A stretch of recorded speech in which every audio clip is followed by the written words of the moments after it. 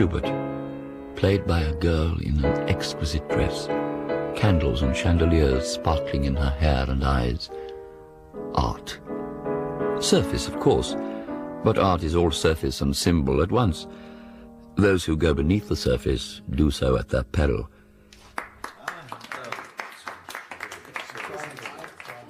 You remember Basil Hallward, the painter whose disappearance some years ago caused such public excitement and conjecture? He it was who painted that picture. That notorious picture.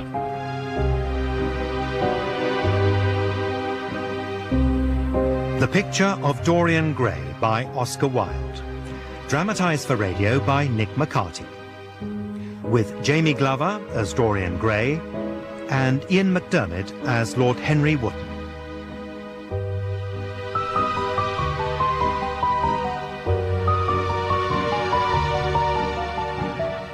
I was in the habit then of visiting Basil's studio regularly.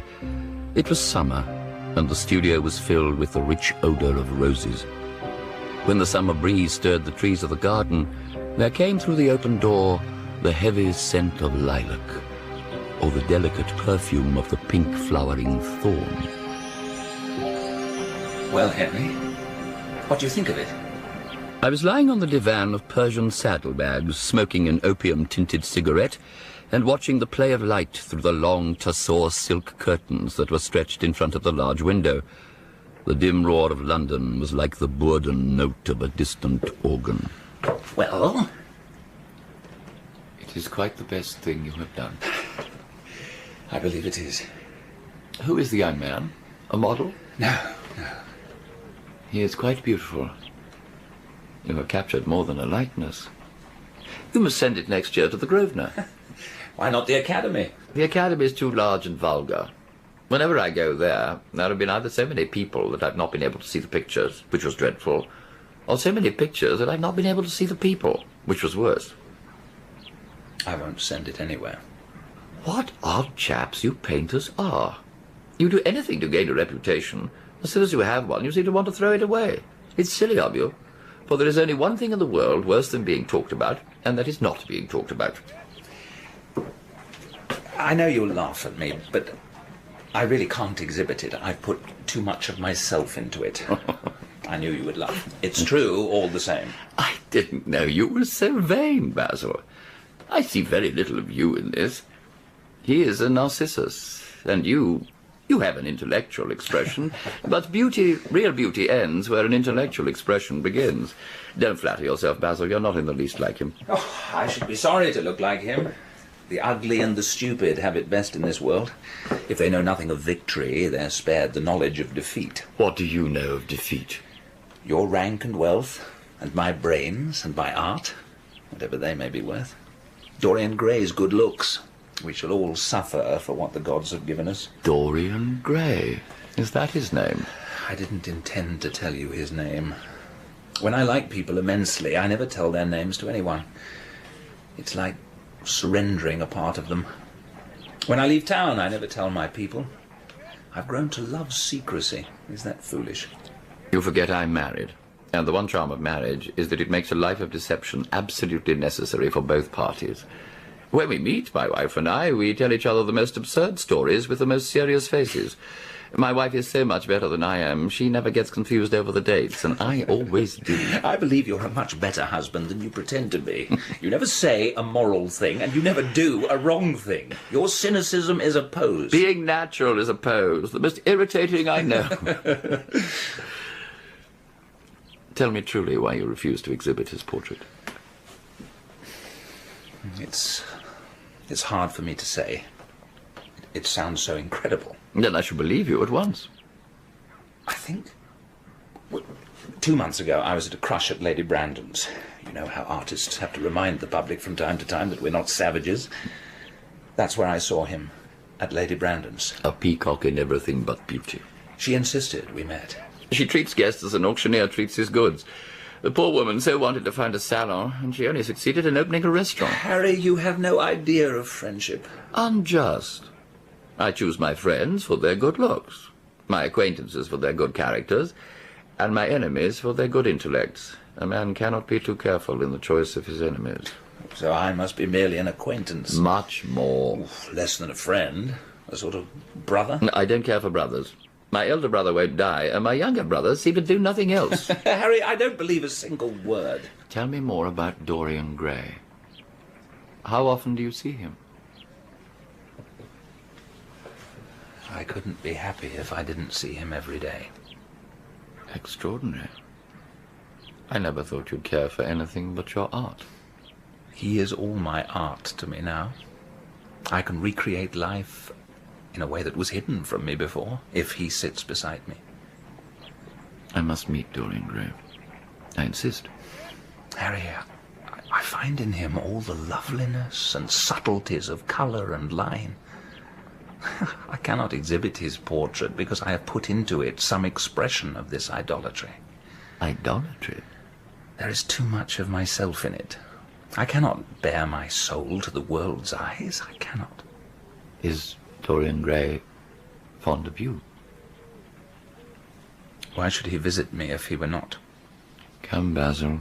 Days in summer are apt to linger.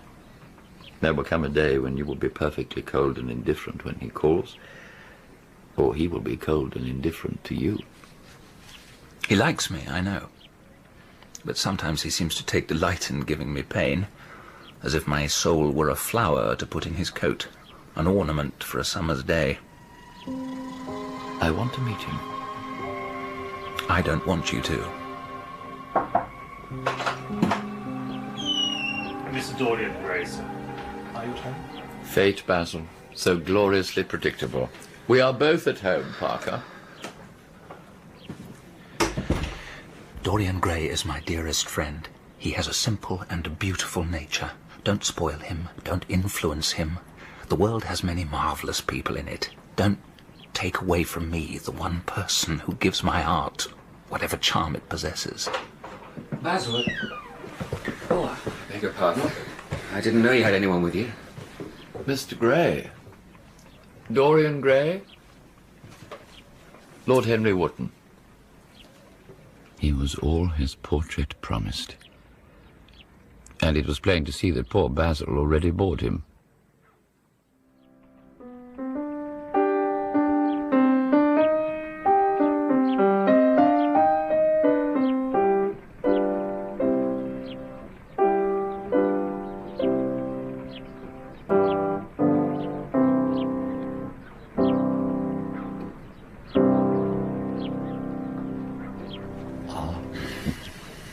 Play me the music, Basil. I want to learn it. That depends on how you sit today, Dorian.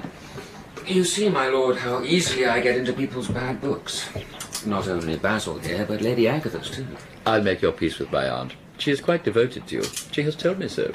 I promised to go to a club in Whitechapel with her last Tuesday and quite forgot. We were to play a duet together. 3 duets. It won't have mattered. When Aunt Agatha sits down to the piano, she makes quite enough noise for 2. That is very horrid to her and not very nice to me. You're too charming to go in for philanthropy, Mr. Gray. Far too charming.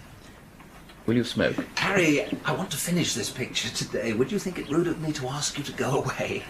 Am I to go, Mr. Gray? Please don't. Basil is in one of his sulky moods, and I can't bear him then. If Lord Henry goes, then I shall go too.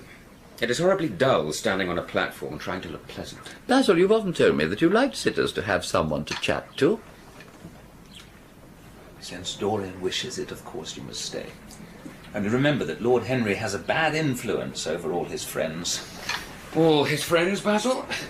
With a single exception of myself. Is that true, Lord Henry? Are you a bad influence? There is no such thing as a good influence. Fear, shame, terror. These are the forces that drive mankind. The terror of society is the basis of morals. And the terror of God is the secret of religion.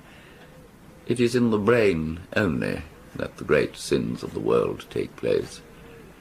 You, Mr. Gray, with your rose-red youth and your rose-white boyhood, have had passions that made you afraid, thoughts that have filled you with terror and shame. You bewilder me. Turn your head to the right a little, like a good boy. He stood, with a small moue of impatience, as Basil painted away with that bold touch of his. As Basil worked, we talked. Or rather, I talked, and the young man listened. His finely chiselled nostrils and the rebellious curls tangled in gilded shreds.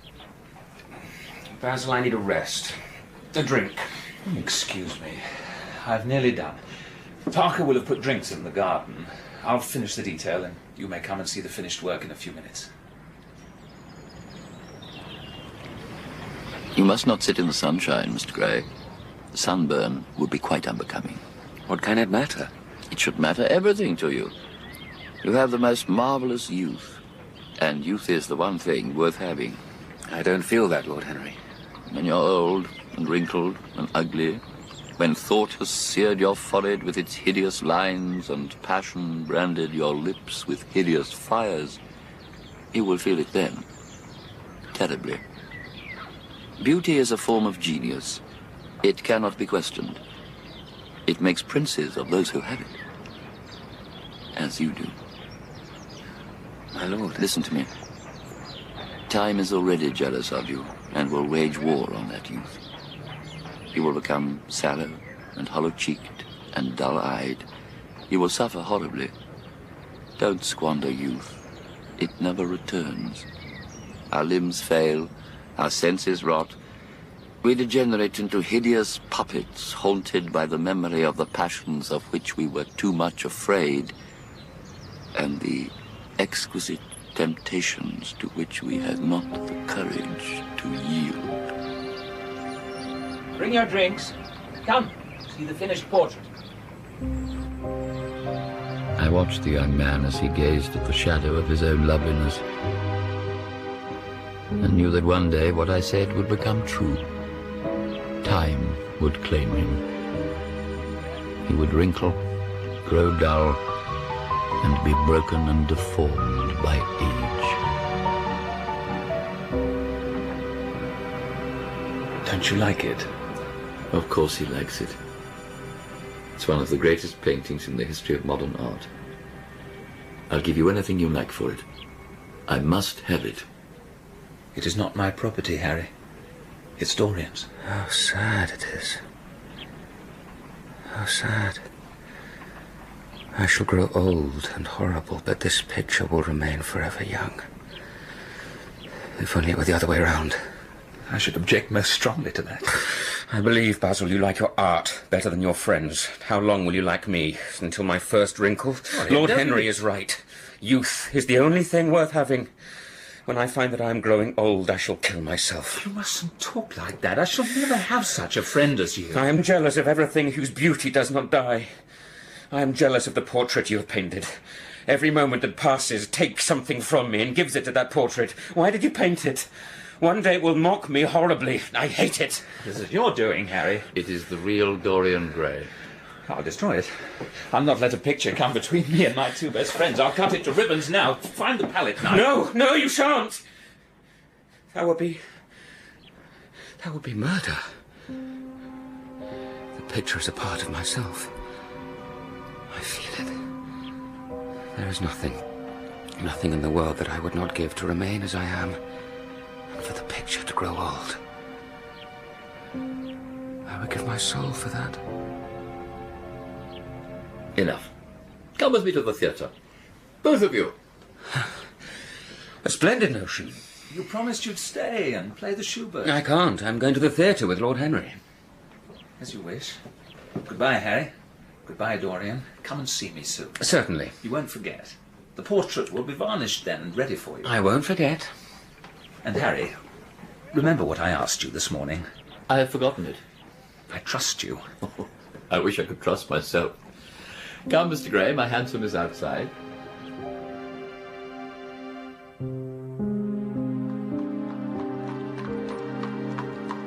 The next morning, I went to see my uncle at the Albany. He would know the pedigree and family of the boy. Lord Fermor sat as usual in a chair by the fire, rough tweeds, on as rough-mannered an old bachelor as ever graced the Albany. Passed over for the embassy in Paris, for which he was supremely well suited by birth, by indolence, and his passion for pleasure, after which he never did another day's work. Money, is it, Harry? It's the usual reason you young dandies come to see their relatives. So damned early, too. Thought you were never abroad till 5. Not money, Uncle George. It's only people who pay their bills who need money. Gray. Dorian Gray. You know his family? Gray. Grandson of Kelso. Son of... My word, my dear boy. Son of Margaret Devereux, who made such a damn fool of herself running off with a penniless subaltern in some foot regiment. Beautiful as she was willful. Proud girl. Ugly story. Tell it. Father sent a man, it was said, some Belgian brute of an adventurer, to insult his new son-in-law. And did more than insult him. Spitted him like a partridge. Hushed up, of course, but Kelso ate his chop alone for a long time after that. Very long time. The child was the soldier's? Of course. Is he good-looking? Moderately. If I'm any judge, he'd be more than moderately good-looking, Harry. And more than moderately well-off. Not of age yet, is he? No, can't be. His mother was a wonderful woman. Could have had any man she wanted. Carrington went on his knees to her and she laughed in his face. Spirit, you see. Kelso brought her and the child home from Spa and took her to the country. They say she never spoke to him again. Not one word. Wonderful girl. Spirited. Don't find him like that any longer. All Americans and meat packers' daughters, not stayers.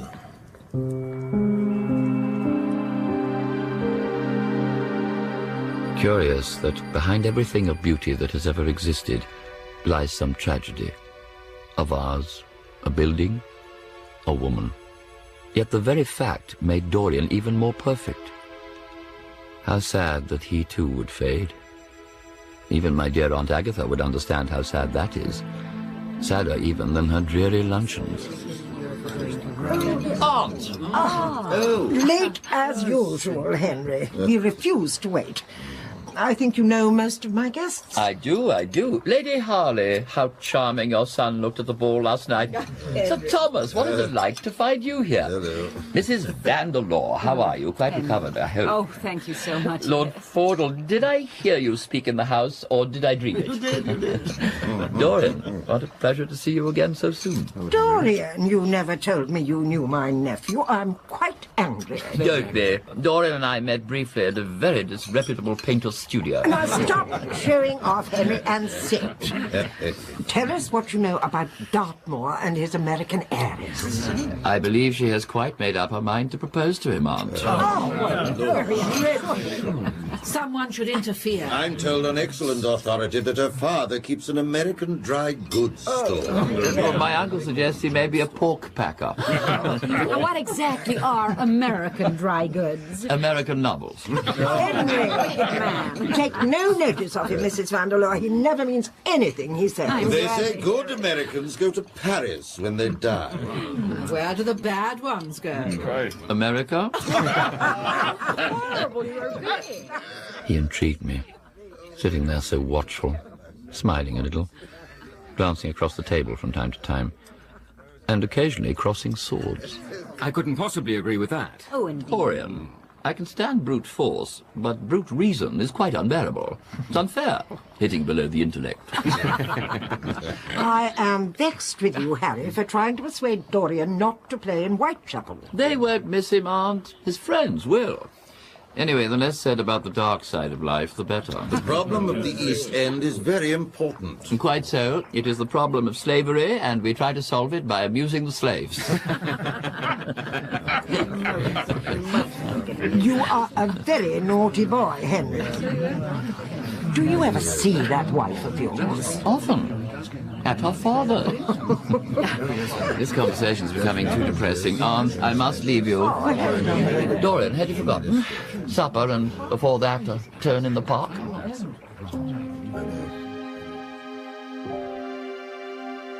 He had promised to meet Basil Hallward, but he walked with me instead. It was the first of many such walks. We met often, at friends, at my club, in my house.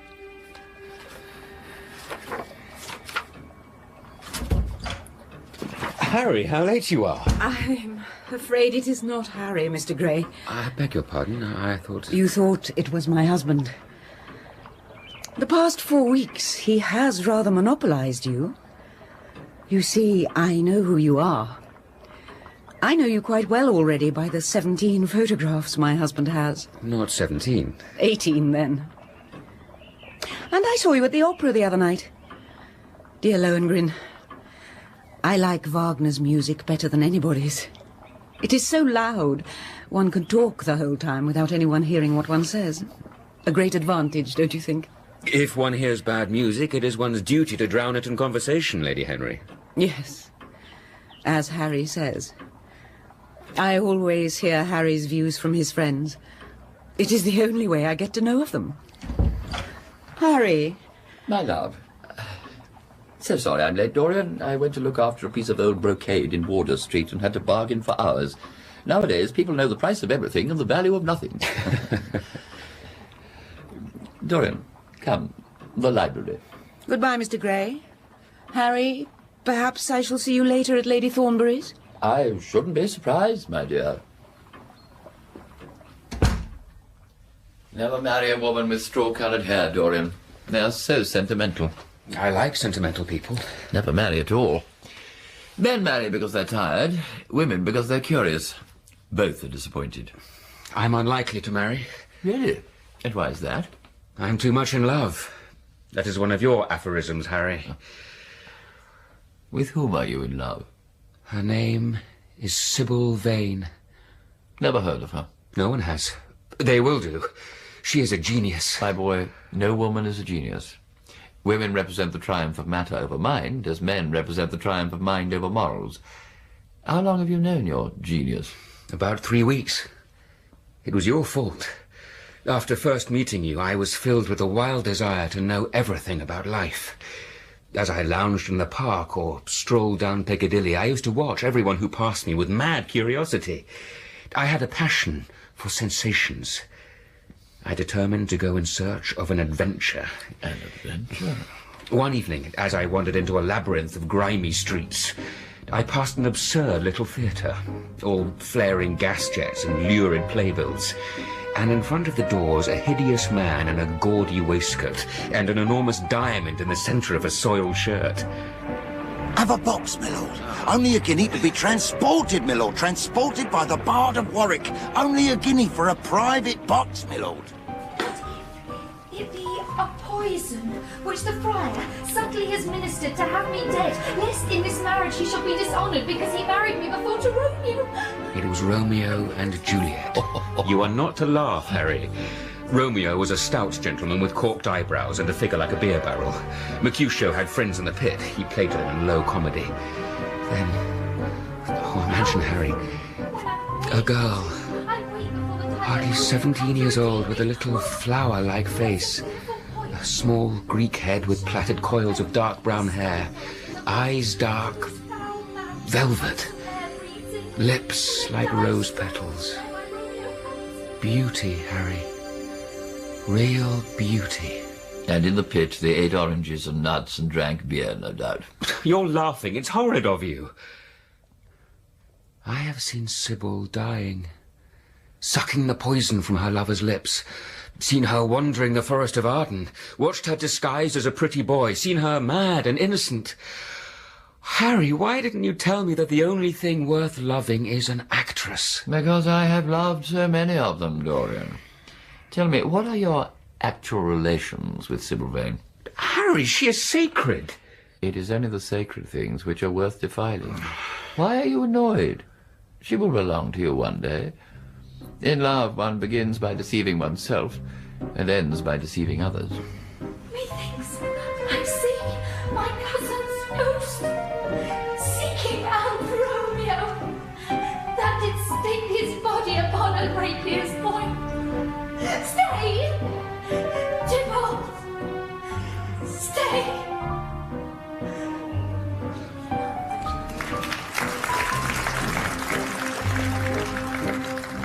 I went round after the third performance. The manager was determined that I should meet her. I was not entirely sure, yet he persuaded me. She was so gentle, so shy. Miss Vane, my lord here wanted to speak to you, my dear. I'm sure I'm grateful, sir. Maybe he'll give you a small token of appreciation of your wonderful performance. Miss Vane, I was truly dazzled by her performance. Sir, you are very kind. I will not call you my lord. You look more like a prince. I must call you Prince Charming. Upon my word, Dorian, Miss Sybil knows how to pay a compliment. You know nothing about it, as she knows nothing of the world. She regards life as another play. She lives with her brother, who is going to find his fortune in Australia. An honest enough boy, I suppose. As is her mother, a faded, sad-eyed woman who, no doubt, has seen better days. Depressing. I have been every night since. And neglect your friends. Dine with me tonight. I can't. She is Imogen tonight, and tomorrow Juliet again. I worship her. I want you to come and see her act. She must play a West End theatre. I will see she does. Bring Basil, if you like. Very well. Juliet, then, tomorrow. Will you see Basil, or shall I write to him? I haven't laid eyes on him for a week. It's rather horrid of me, as he has sent me my portrait in the most wonderful frame. Write to him. I don't want to see him alone. He says things that annoy me. He gives me good advice. People are fond of giving away what they need most themselves. It's what I call the depth of generosity. He seems to me something of a Philistine. Artists, my dear Dorian, exist simply in what they make, and consequently are perfectly uninteresting in what they are. I shall write to him. I went home late that evening. I had sat for much of the time in the window of my club and thought of Dorian, of how the purely sensuous instinct of boyhood becomes changed by imagination. I found a telegram waiting on the hall table.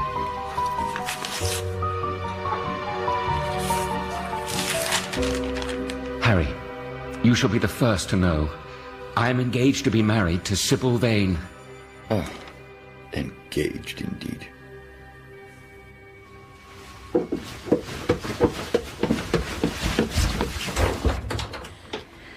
Mother, Ma, I'm so happy. Sybil, my dear, you've always told me the only place you were happy was He gives me walking such the a feeling of being, I don't know, alive, real.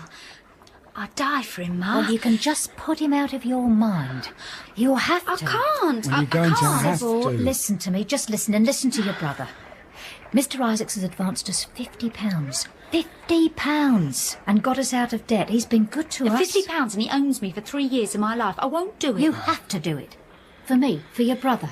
I'm sorry. I'm ashamed to bring him here, to show him how we live. And if he loves you, what'll he care about where you live? You know we owe that money. Jim, tell your sister. Tell her. Oh, she won't listen.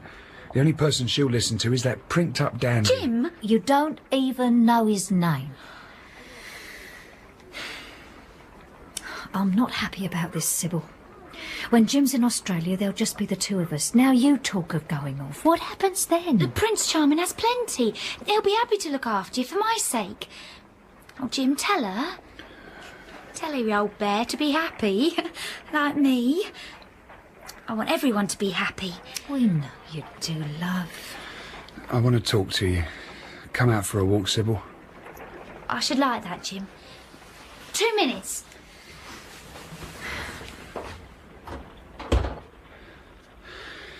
Mother, when I've made enough in Australia, I'll be back to pay off Isaacs and get Sybil off the stage, I promise you. I know you will, dear boy. Remember, you chose to do this. I hope the seafaring life will be what you truly want. Look, Ma, we've been through this already. The chance of mixing in society as a solicitor for going to sea. It's beyond me. I hate offices and I hate clerks. I know what I've chosen.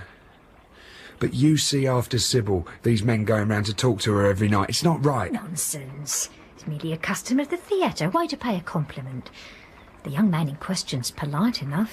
The flowers he sends are lovely. You don't even know his name. Oh, he's a gentleman. Well, he looks aristocracy, I must say. Looks, Ma. Appearances, Ma. Illusions. What she deals in every night. It's what you know, not what you think you know. They make a charming couple. It's happened before, Jim. If this aristocrat, this gentleman, harms a hair on her head, I shall kill him.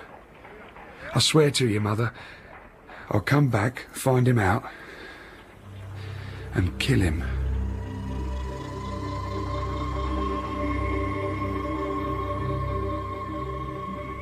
And the gigot of lamb, and before that, quails.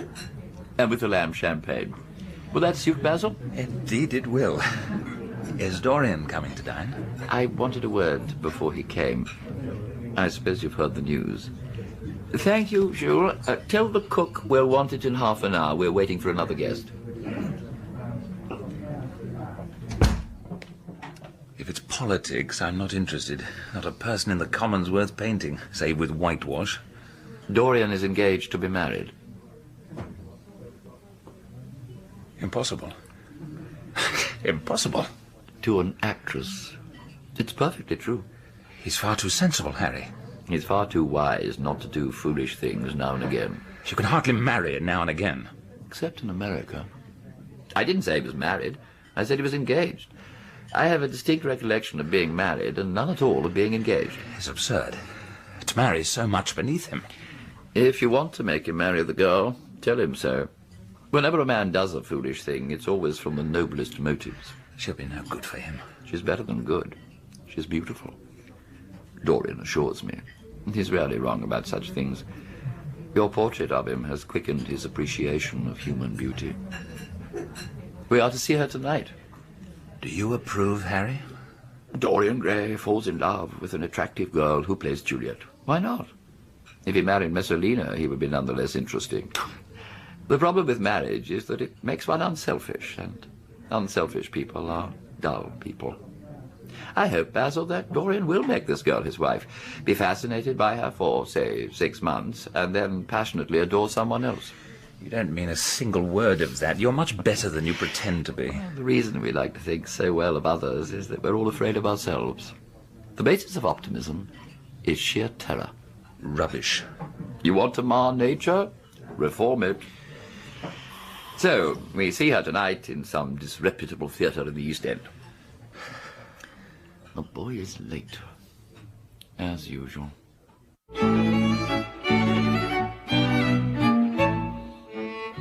The theatre's fat manager met us at the door, beaming an oily, tremulous smile. It was as if we had come to meet Miranda and found Caliban. The house was crowded that night. The heat was oppressive, and the sunlight flamed like a monstrous dahlia with petals of yellow fire. Beneath us in the pit, youths lounged and yawned and shared their oranges with the tawdry girls who sat beside them. What a place to find one's divinity. You may smile, Harry. You may even mock the idea of my loving this girl. She trusts me implicitly. Her touch changes me. A look from her changes me. Those fascinating, delightful, poisonous theories of yours, they're all wrong. She is divine. You shall see. And when she first stepped onto the stage, she did indeed look divine. She drew gasps of admiration even from the beasts swarming in the pit. Dorian gazed at her, motionless. Charming. Charming. She is delightful, Dorian. Quite delightful. These common, coarse people become quite different when she is on stage. They sit silently and watch her. They weep, they laugh as she wills them. One feels they are of the same flesh and blood as oneself. As oneself? Oh, I do hope not. Fain would I dwell on form, fain deny what I have spoke, but farewell, compliment. Dost thou love me? We watched this divine creature as she played the scene. We heard a voice artificial in tone and strained in delivery. We saw mechanical gestures and unconsidered movements. Basil and I watched our dear friend while he watched the object of his love, and we pitied him. All about the house the audience grew restive, yet Dorian stared unseeing at the puppet on the stage below. Poor Dorian. In truth, fair Montague, I am too fond, and therefore thou may think's my haviour light. Dorian's face grew pale as he watched her. Her acting was absurdly superficial. She overemphasized everything. Beautiful passages of verse were declaimed with the painful precision of a schoolgirl. She moved listlessly and without purpose about the stage. She was a complete failure, as everyone, even Dorian, could recognize. This that I love proves likewise variable. She is beautiful, Dorian, but she cannot act. Let us go. I will see the play through. I'm awfully sorry that I've made you waste an evening, Harry. I apologize to you both. My dear Dorian, I should think Miss Vane was ill. We will come some other night. I wish it were illness. But she is cold. Entirely changed. Last evening she was a great artist. Now she is commonplace. Mediocre. Dorian, come with us. No need to grieve. You wouldn't want your wife to act, after all. So what does it matter if she plays Juliet like a wooden doll? She's very lovely. And if she knows as little about life as she does about acting, she will be a delightful experience. Go away. Please. Just go.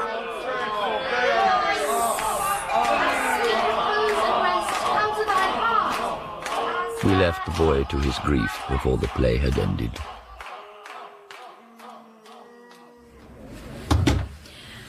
Dorian. Oh, my dear, how badly I acted tonight. It was dreadful. You have no idea how I have suffered. But surely you understand. You do understand. Understand what? Before I knew you, acting was the one reality of my life. One night I lived Portia, the next Rosalind. Beatrice's joy was my joy, the sorrows of Cordelia were mine also. I knew nothing but shadows, and I thought them real. Then you came, my love, and taught me what reality was. No. I saw tonight how shallow it all was. Dearest Dorian, I cannot play at being in love when I know what it truly is. You have killed my love. Dorian? No. You stirred my imagination. Now you don't even stir my curiosity. I loved you because you were marvellous. A genius because you gave shape and substance to the shadows of art. Tonight I see you for the shallow, stupid girl you are. A third-rate actress with a pretty face. Dorian, please, please. Don't touch me. I wish I'd never laid eyes on you. What can you know of love if you said Mars your art? Without your art, you are nothing. You're not serious, Dorian. You're acting. I leave the acting to you. You do it so well. Don't leave me. Say you love me. Don't leave me alone. I don't wish to be unkind, but I can't see you again. You have disappointed me. Oh. No.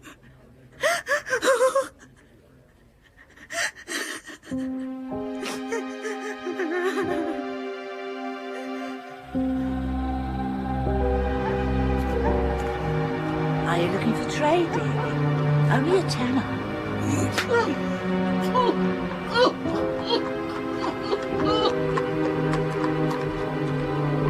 I don't remember where I went after leaving her. Dimly lit streets, gaunt, black-shadowed archways, evil-looking tenements. Drunks reeled by and women huddled over low fires near seeping walls. Children lay in grotesque bundles in doorways. As dawn came, I found myself near Covent Garden. The market was waking. Huge carts rumbled slowly down the polished streets. The air was heavy with the perfume of flowers. Cherries! Have some on me, mate! Porters lay asleep on piles of sacking. Iris-necked pigeons ran about picking up seeds. I hailed a cab and returned home. The sky was pure pearl. Thin smoke rose from the chimneys opposite. I turned off the jets burning in the Venetian lantern that hung in the hall, threw my hat and cape on the table, and passed through the library towards the door of my bedroom. The portrait Basil had painted stood beside the bedroom door. Light seeped on the painting through the red velvet curtains. I glanced at it dismissively, then something drew me back. I looked at it again in the full early morning light. I saw then what I'd half expected to see in my own mirror. It was changed, not I. So small a change, and yet I saw it. There were lines where once my skin had been smooth, lines about the mouth and eyes, and then I remembered what I had said those weeks ago when it was finished. How there was nothing. There is nothing in the world that I would not give to remain as I am, and for the picture to grow old. I would give my soul for that. My soul. No. Dear God. No. No! I searched then for a hand mirror and looked again at my own face.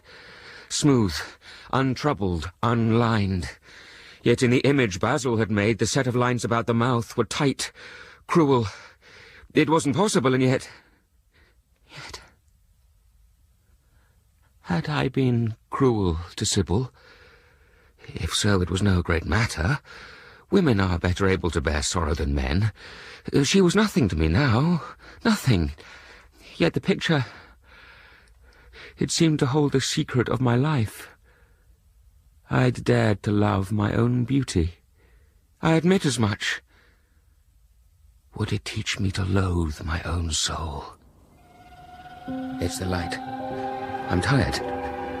Nothing's changed. Nothing. I'll go and see the girl. Make amends. Yes. Give up Harry and his poisonous little theories. That's what I'll do tomorrow. But first, sleep. Cover the picture. Up early. Hide it. It's nothing but a trick of the light. I'm so tired. Dorian, I insist on seeing you. Go away, Harry. Go away. I'm writing a letter to you. I left instructions. A letter? I've quite decided never to see you again. Dorian, I'm very sorry for it all, but you must not blame yourself. You saw her, didn't you, last night, after the play was over? Sybil? Yes. I felt sure you had. Did you make a scene with her? I was perfectly brutal, Harry. But it's all right now. It has taught me to know myself better. I'm so glad you take it that way. I was afraid I'd find you plunged in remorse. I'm through all that. I now know what conscience is. It's not what you tell me. It's the divine in us. I want to be good. I can't bear the idea of my soul being hideous. A charming artistic basis for ethics, Dorian. I congratulate you on it. And how do you propose to begin? By marrying Sybil Vane. But, my dear Dorian... She is to be my wife. But didn't you get my letter? I sent it over by my own man. I have not read it yet. I didn't want to. You cut life to pieces with your epigrams. You know nothing, then? Nothing? Dorian, don't be frightened. My letter was to tell you that Sybil Vane is dead. It's not true. It's a lie. How dare you say that? It is quite true, Dorian. It's in all the morning papers. There will be an inquest, of course. You must not be mixed up in it. Things like that make a man fashionable in Paris, but in London people are so prejudiced. What happened? Tell me what happened. They say she swallowed something. A mistake, of course. Something they use in theatres, prussic acid or white lead, or just very quick. Prussic acid, I should think. Harry, dear God. Yes. Yes, of course, it's very tragic. According to the Standard, she was 17. She looked younger than that. She knew so little about acting. Come with me to the opera tonight. Everybody will be there. I've murdered Sybil Vane. What shall I do? There is nothing you can do. Ignore it. You have no idea of the danger I'm in, Harry. There is nothing to keep me straight. She would have done that for me. If you married this girl, you would have been wretched. The only way a woman reforms a man is by boring him so much that he loses all interest in her. The whole thing would have been an absolute failure. Why is it that I can't feel this tragedy as much as I want to? What has really happened, Dorian? Someone has killed herself for love of you. I wish that I had ever had such an experience. It would have made me in love with love for the rest of my life. She had no right to kill herself. It was selfish of her. I assure you, Dorian, most women can sell themselves for a lost love without dying for it. Some wear sentimental colours. Never trust a woman who is fond of pink ribbons. Others fling their conjugal felicity in your face, yet others turn to religion. Nothing makes one so vain as being told one is a sinner. Sybil Vane chose another, more surprising way. That's all. I was terribly cruel to her. Women appreciate cruelty more than anything. They have wonderfully primitive instincts. Dorian, don't waste tears on Sybil Vane. She was less real than the part she played. Harry, you've explained me to myself. You said something I felt but was afraid to say. We won't talk of it again. It has been a most marvellous experience. That's all. That's all. I wonder if life still has in store anything as wonderful. There is nothing that you, with your extraordinary good looks, will not be able to do. Suppose I become haggard and old and wrinkled. Then you would have to fight for your victories. Now, dress and we'll drive down to the club. I think I shall join you at the opera. I feel too tired to eat anything. You've been such a friend to me, Harry. Thank you. Our friendship is only beginning. At 9, then. My sister's box on the grand tier.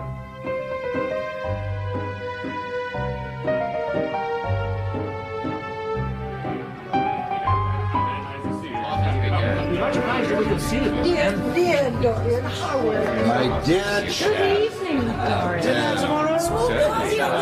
Divine. Quite divine. My dear Dorian. Gray, my dear fellow. Oh, very nice to see you. Bob here for the weekend. Much obliged. Good to see you, Dorian. Dear Dorian Hallward. My dear chap. Good evening, Dorian. So the choice is made. Poor Sybil Vane. To have mimicked death so often on the stage and then to have played that dreadful last scene. To free young Dorian. My life is decided. Eternal youth. The picture does that for me. I have only to look in the mirror to see it's true. No lines, no cruel cast to the mouth or the eyes. I'm truly free. Infinite passion, pleasures subtle and secret, wild joys, and wilder sins. I can have all those and there will be no change. I shall kiss the lips of the portrait and thank it for bearing the burden of whatever shame might burden me. It will be a mirror of my life.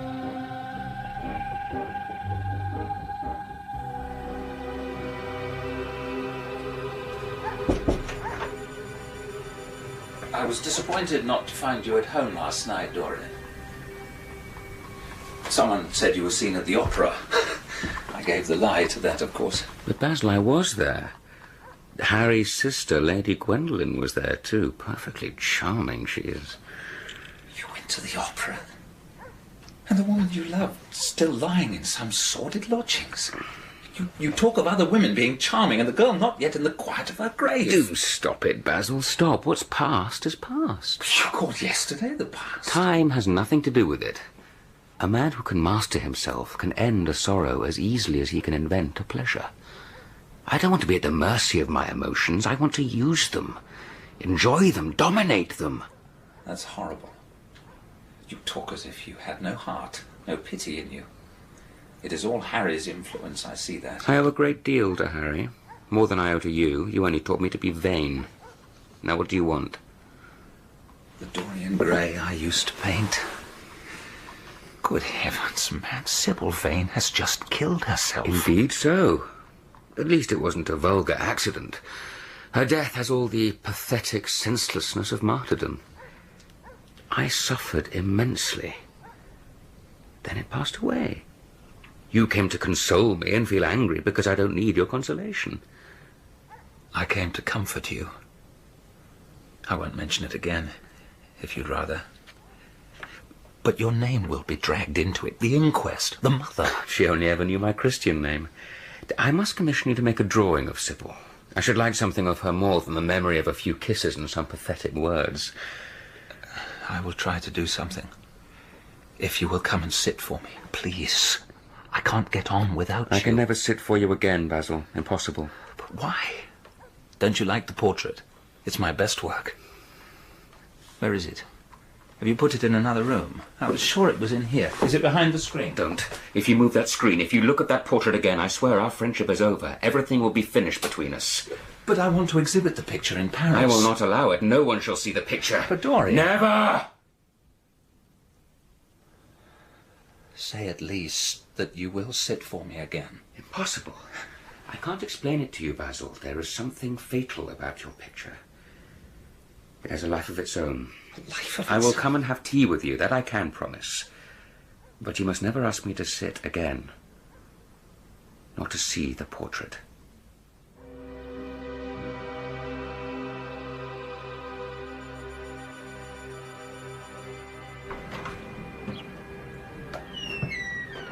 You rang, sir? Did the housekeeper do as I asked and give you the key to the old schoolroom? It's no use, sir. The attic room at the top of the house. I know where my old schoolroom is. Be good enough to bring me the key. Don't look at me so. Get out, get the key! I have the key, sir. And be kind enough to take this picture and to follow me with it. Mrs. Leaf said she wished to clear out the schoolroom before you went into it. She was sure it would be full of dust and cobwebs and old lumber, sir. Which I expect and want. Can you carry it alone? Yes, sir. It's heavy, but... Come on, then. Mind the corner. Can you manage? Yes, sir. Careful. Very careful. All right. Yes, sir. Careful.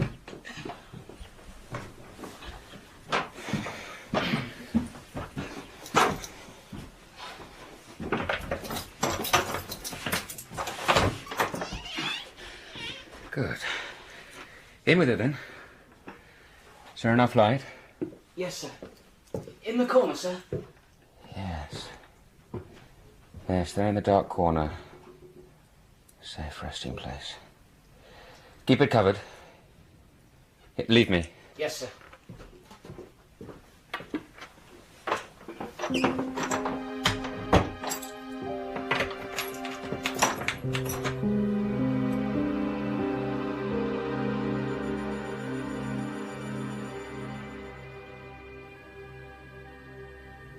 Did you see the notice in the St. James this evening?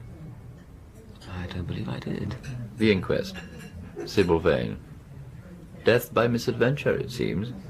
Her mother was much affected. And I have no wish to be Harry. None whatsoever. I spent the afternoon reading that book you sent me. I was fascinated. More wine? I thought you'd like it. I didn't say I liked it, Harry. I said it fascinated me. Oh, so you've discovered the difference. I'm so pleased.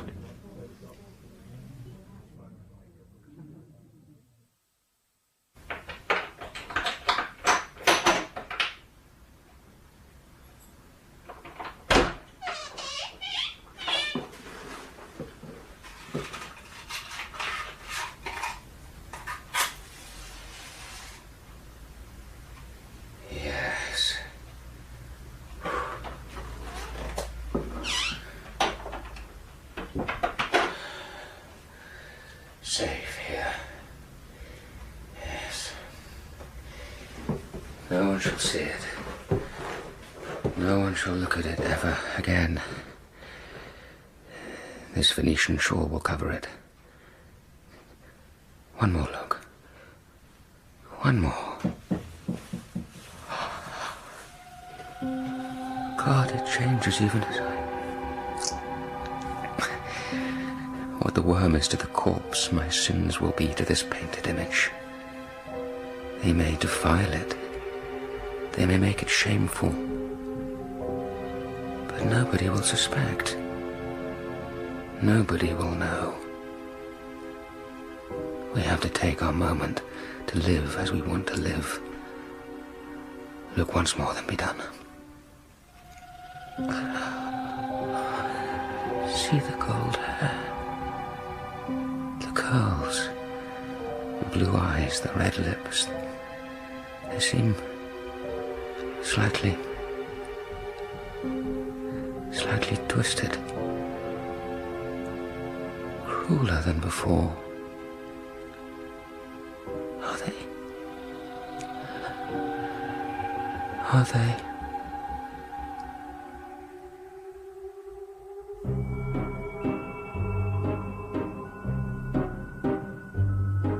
In the first part of The Picture of Dorian Gray by Oscar Wilde, dramatised for radio by Nick McCarty, Jamie Glover played Dorian Gray, Ian McDiarmid, Lord Henry Wotton, and Steven Pacey, Basil.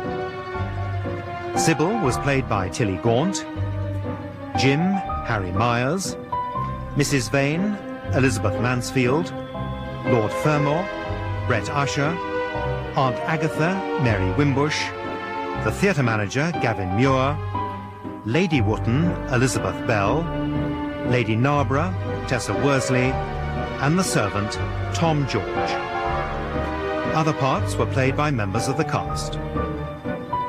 Original music was composed and played by David Chilton.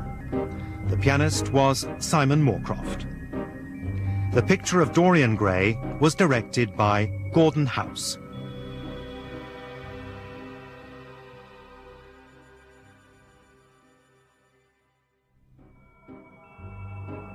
The Picture of Dorian Gray by Oscar Wilde, dramatised for radio by Nick McCarty, with Jamie Glover as Dorian Gray and Ian McDiarmid as Lord Henry Wotton. Please just get off. Please! Please stop!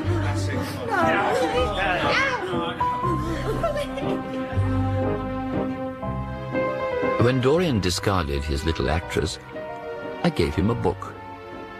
In this book, our hero, a young Parisian, abandons himself to a life of sensual pleasure. There is, alas, a price to be paid.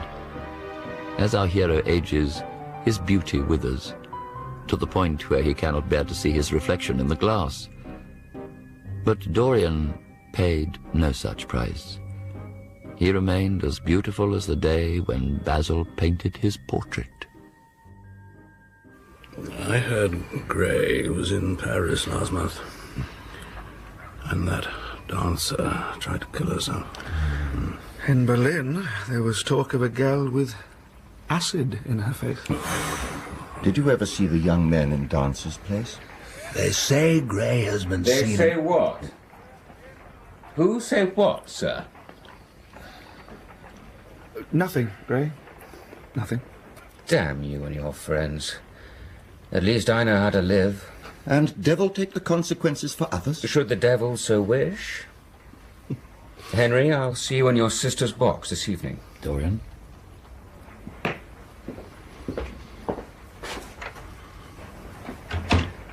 How does he escape the effects of his debauchery, Lord Henry? We all know him for what he is, and yet... Perhaps you know nothing. We know a young man hanged himself but weeks ago, and his sister was sent away to a private home for the insane. He was the cause, and we all know it. Of course it was. He was accused by their father, and he laughed in the old man's face.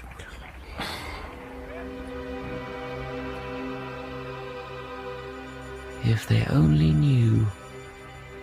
If they could see what I see at home each night, knowing what I know, what I am. Each day I vow I'll not look again at the picture dear Basil painted so long ago. But I can't resist it. It's a drug. I have the keys to the room. I alone can visit it.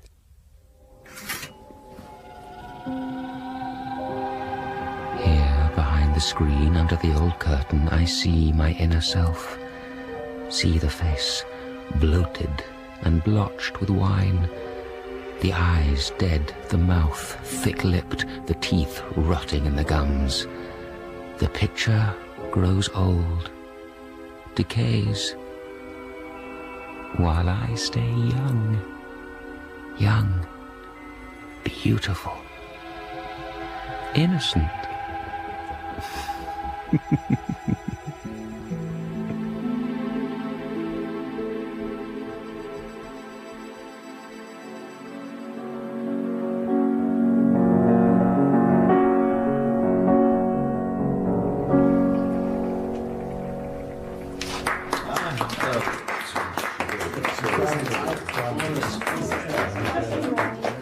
Harry, good of you to come to my soiree. Could I resist? Don't you always attract the best of society?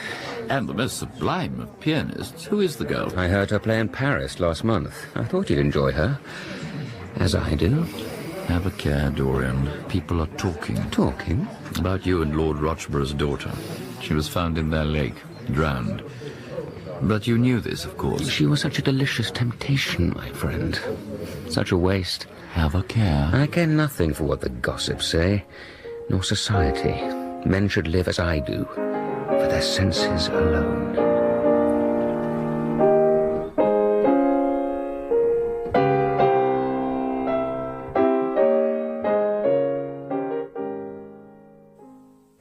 The young gather at his feet to worship him, Basil. He's more than 20 years their senior in age, 100 in experience. Yet I defy you to tell it. He looks exactly as he looked when I painted his portrait. Impossible, of course, but true. Now, the story's true. He debauches himself and whomever he touches.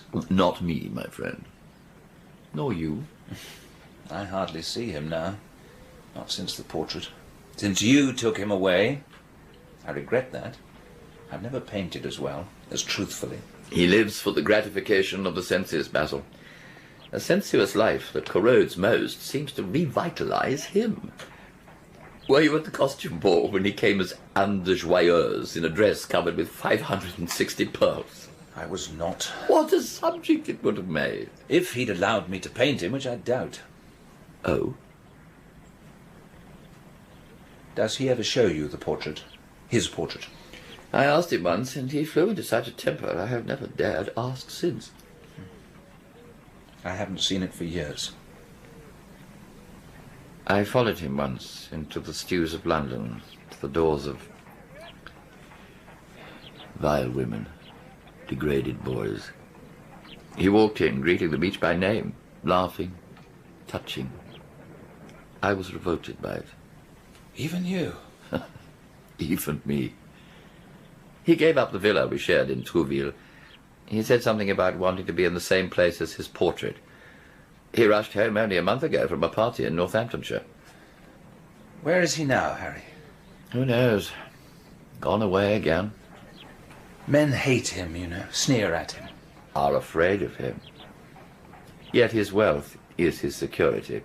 Society, civilized society at least, is never very ready to believe anything to the detriment of those who are both rich and fascinating. Manners are of more importance than morals. Respectability is of much less value than the possession of a good chef. You're incorrigible. One does one's best. It's as if some poison is infecting him. Poison comes to a man in many ways, Basil. Think of the Renaissance. You could be poisoned by an embroidered glove, a jewelled fan, a gilded pomander, an amber chain, a book. Book. Evil, Basil, may simply be a mode through which to realize beauty. And I shall pray for him. And for you.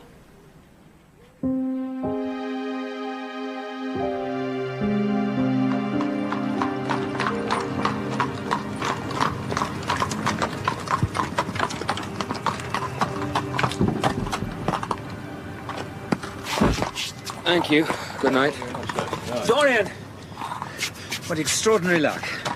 Basil? I've been waiting for you in your library since 9 o'clock. I particularly wanted to see you. So now you see me, swirled about in this damn fog. I go to Paris by the midnight train. I had to visit you before I left. I believe my house is about here somewhere. Damned if I can be sure. I haven't seen you in ages. You'll be back soon? Maybe 6 months, maybe more. I'm taking a studio there. A new project, you know. Something rather big. But it wasn't about myself I wanted to talk. And as you're here, you better come in. But won't you miss your train? I have heaps of time. I sent on my heavy things. All I have is this small bag. What a way for a fashionable painter to travel. A Gladstone bag and an ulster. Come in or the fog will creep into the house. Right. And no talk about anything serious. Nothing is serious nowadays. At least nothing should be. Harry said he'd seen you last week. He never mentioned your leaving for Paris. No one knows. Not even my servants. I prefer to keep my privacy. Wise man. Hock and seltzer or whiskey? No, thank you. I want to speak to you most seriously. Don't frown like that. I asked you not to be serious, Basil. Whatever it is, let it not be about myself. I'm tired of myself tonight. It is about you. No. I shall only keep you half an hour. Half an hour? It's not much to ask, and it's for your own sake, Dorian. I think it right that you should know that the most dreadful things are being said about you. I love scandals about other people, but scandals about myself don't interest me. They've not got the charm of novelty. Dorian, people talk of you as something vile, degraded. I don't believe the rumours. Sin is a thing that writes itself across a man's face. There is no such thing as a secret vice. It shows. In the lines of the mouth, the droop of an eyelid. Basil, spare me all this. I paint faces, and I know there is no sin in your face. Yet people whisper such things about you. Why? They have nothing else to do. The Duke of Berwick leaves his club when you enter. Indeed he does. Why will gentlemen in London neither go to your house nor invite you to theirs? Perhaps, Basil, they have no taste. I was at dinner with Lord Staveley, and your name came into the conversation.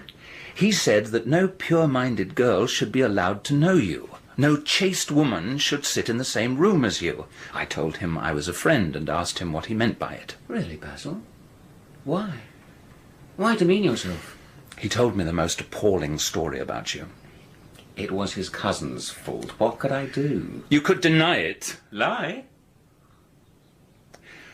Why is your friendship so fatal to young men? Why indeed?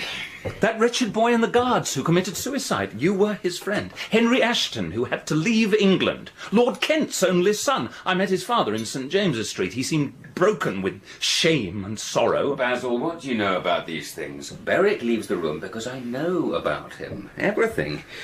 Ashton and the young Perth. Did I teach one his vices and the other one his debauchery? And if Kent's silly son takes his wife from the streets, what is it to me? Henry Wotton and you are inseparable, and yet you have made his sister's name a byword. Take care, Basil. Lady Gwendolen was never touched by a breath of scandal.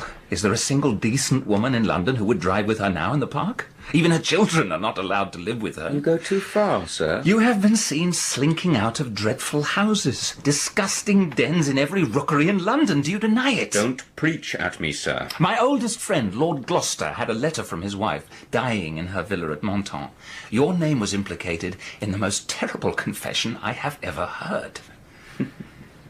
She is dying, sir, and you smile and shrug. Yet I know you as a thoroughly decent man. Did I know you? Do I know you? I should have to see your soul to answer that. See my soul? Only God can do that. You shall see it, Basil. You shall. You chatter about corruption. Come and see it face to face. Come with me, sir. Bring the lamp and come. Blasphemy. Don't say such things. At least deny these charges made against you. Don't tell me you're corrupt, debauched. Dorian. Dorian. Dorian. Dorian. Don't touch me. Don't touch me. Now, you want to read my soul, Basil? You won't have to wait long. What's this room? My old nursery. A room never used, saved by me. I come here to feast my eyes on my soul. What do you mean? You insisted, and I shall show you. After all, Basil, you are the one man in the world entitled to know everything about me. Draw that curtain back. and look at my soul. Oh, God. A picture of me. No! The beautiful, innocent, blooming youth. See the eyes, sodden, the nose no longer chiselled and fine, but bloated with drink, the hands knotted, clawed. See behind the eyes, darkness.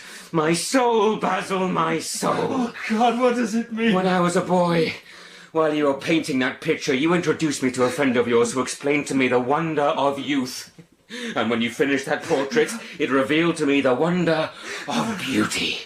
In a mad moment, I don't know whether I regret it or not, I made a wish, a prayer, that I would stay young. And you'd grow old. I remember it well, but that's impossible. You told me you had destroyed it. It has destroyed me! It's not my picture, it's not mine. I disown it. Your name is on it. How I hate you for this. It was the face of an angel. And now it is the face of a satyr. A soul in hell. To have done this with your life.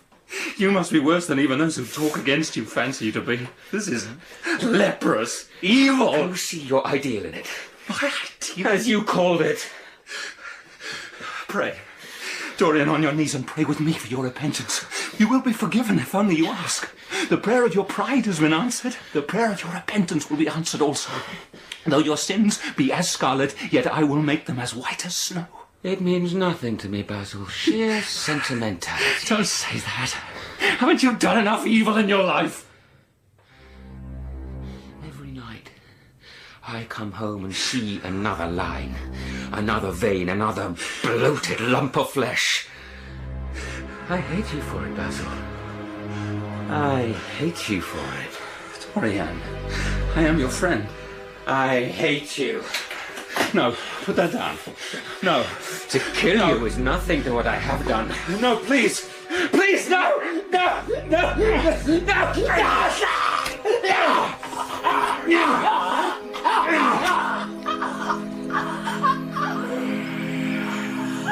Kick and push and go to hell!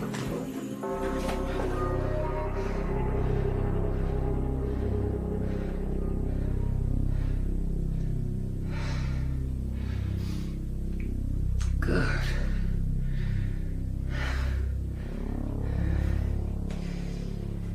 Even here.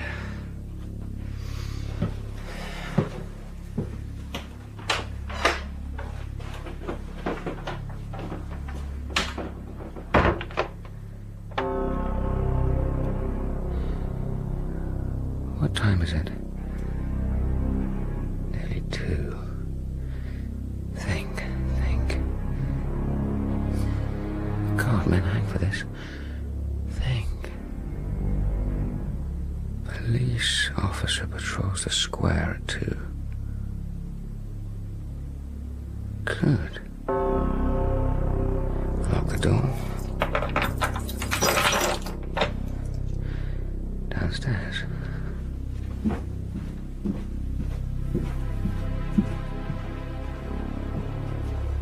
No one about the house. Good. First, cover the blood on my shirt. Yes, my cloak.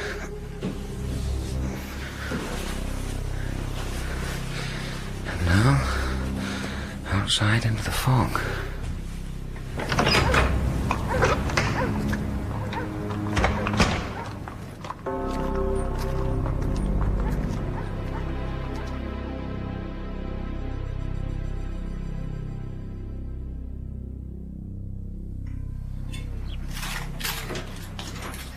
More tea, sir? No, Francis, thank you. It's a lovely morning, sir. Will you be riding in the park? Take this note to Mr. Alan Campbell at 152 Hertford Street. If he's not there, find out where he is and take it on. It's important that he reaches him. Yes, sir. They'd been close, good friends. Then something occurred. None of us knew what, but Alan Campbell never again stayed in a room in which Dorian held court. Their break was absolute. Alan would turn pale at the mention of his name. Mr. Campbell, sir. Thank you, Francis. Show him in at once. Then go to Richmond and collect an order of blue orchids. The usual man. Take the day off. I have no need of you, and the river is looking lovely. Thank you, sir. Mr. Campbell, sir.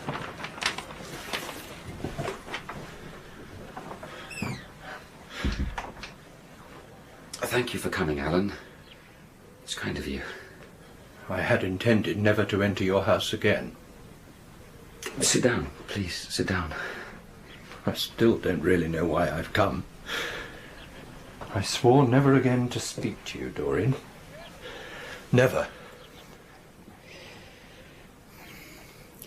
Alan, in a locked room at the top of this house, a room to which nobody but myself has access, a dead man is lying on the floor. Dead? He's been dead 10 hours now. I want nothing to do with who this. the man is or why he died, how he died, are matters that do not concern you. What you have to do is... Don't you listen? I entirely decline to be mixed up in your life. Keep your horrible secrets to yourself. I'm not interested. Alan, I'm awfully sorry, but this will have to interest you. I can't help myself in the matter. I need your skills. I have no option. You know about chemistry and things of that kind. You've made experiments. What you have to do is destroy that thing upstairs. No. There's no risk. He is, as far as anyone knows, in Paris for months. Nobody saw him come to my house. You must change him into a handful of ashes that I may scatter in the air. You're mad. Would I lift a finger to help you? Or peril my reputation again for you? Ask your friend Lord Henry Wotton to help. Nothing will induce me to stir a step to help you. You've come to the wrong man. Alan, it was murder. I killed him. Good God. You don't know what he's made me suffer. Murder? I'll do nothing for you. If you found this man on some dissecting room block, you wouldn't turn a hair. You're used to such work, Alan. His body is the only piece of evidence against me. If it is discovered, I am lost. Help me, please. I beg you, we were friends once. Those days are dead. I'll hang for this. I entreat you. Then hang. I'll do nothing.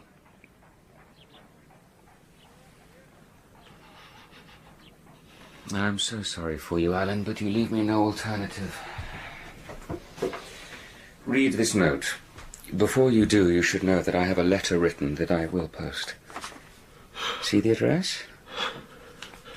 You are going to help me. Read it, Alan.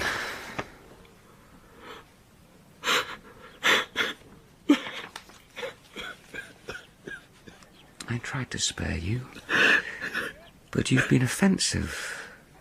And no living man has ever treated me as you have. So it is for me to dictate the terms.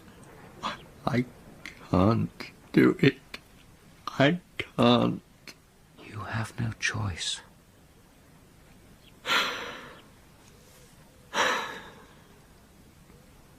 Is there a fire in the room upstairs? Yes. A gas fire. I shall have to go home to get some things. No, you will write a list. We will send for them.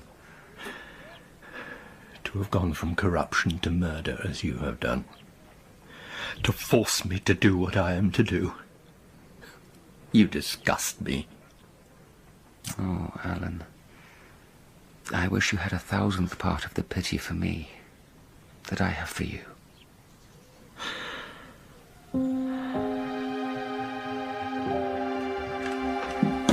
Careful with the box. There's glass and chemicals inside. Take care. And don't be afraid. There's no one left in the house. My man has gone to Richmond to find my orchid grower. No one else is at home. How long will it take? I don't know. A few hours. 5 hours with luck. I don't know. It's in here. I'll light the lamps on the fire. Leave me. You give me the key and leave me. You've saved me from ruin, Alan. I shall never forget that. Leave me now.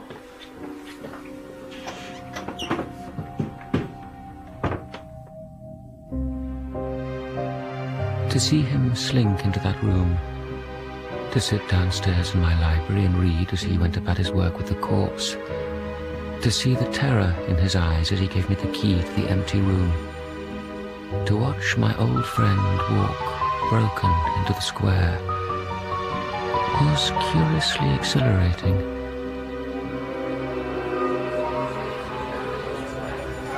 Henry! How good of you to come. And how kind of you to introduce your son-in-law. Dorian, how are you? You look a little out of sorts. I believe he is in love. He is afraid to tell me for fear I will be jealous. Dear Lady Narborough, I have not been in love for a whole week. Not, in fact, since Madame de Ferrol left town. Now, there's a woman with an astonishing capacity for family affection. When her third husband died, her hair turned quite gold from grief. How can you, Harry?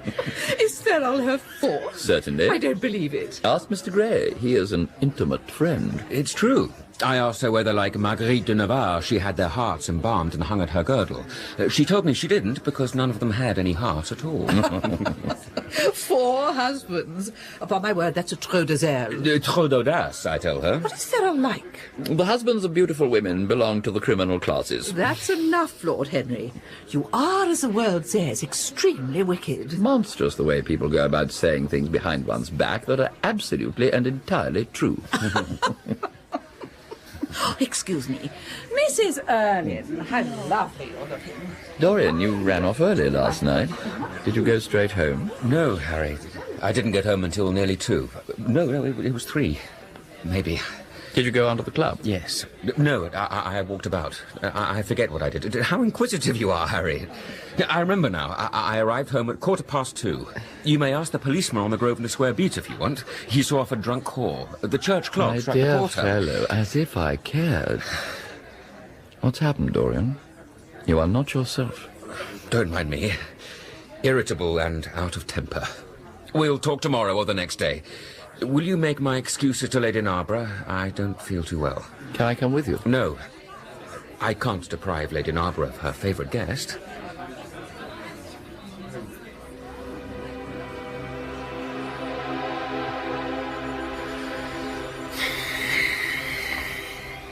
I go home, and there is no one here.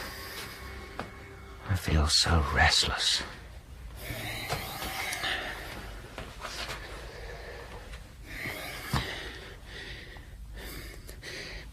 I must have the Florentine cabinet moved. The light quite misses the inlay.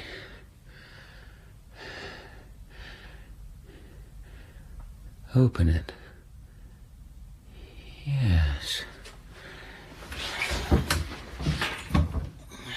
Where is it? Here. Chinese box. Such promise in the green waxy paste. Opium dreams. That smell. Good. Now go out and find suitable company and a pipe and...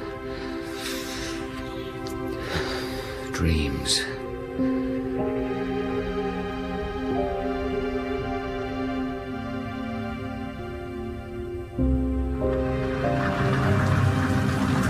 See that girl in the shadows?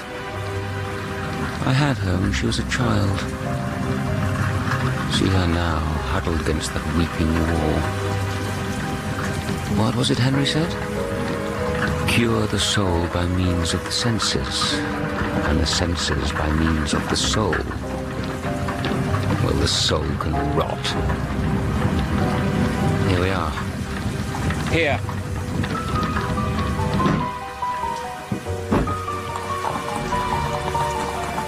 Here.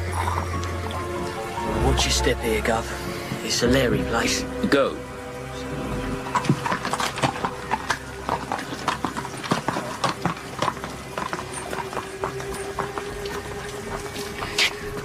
Well, if it ain't an old friend come to chase the dragon. Come along with me. Got a nice pallet and decent company. Not as you'll be much bothered about the company when you've the pipe going. I know the way. Mind the gutter. It's overflowing. Now, door on your right. Push it. It's open, mister. Here.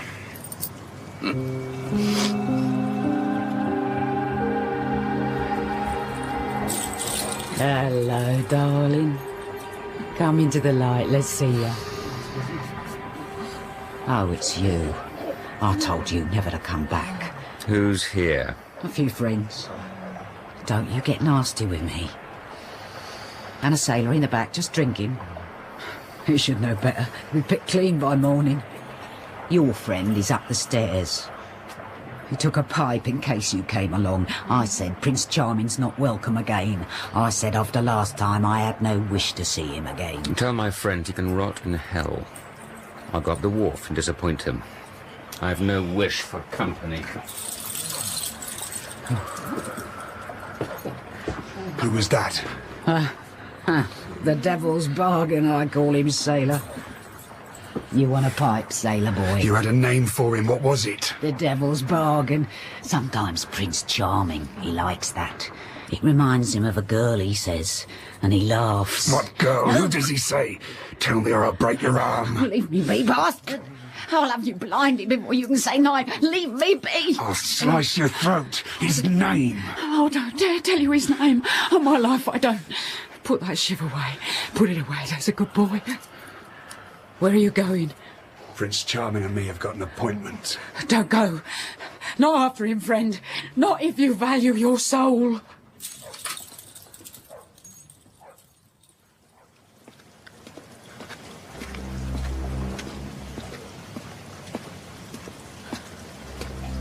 Hold still. What the...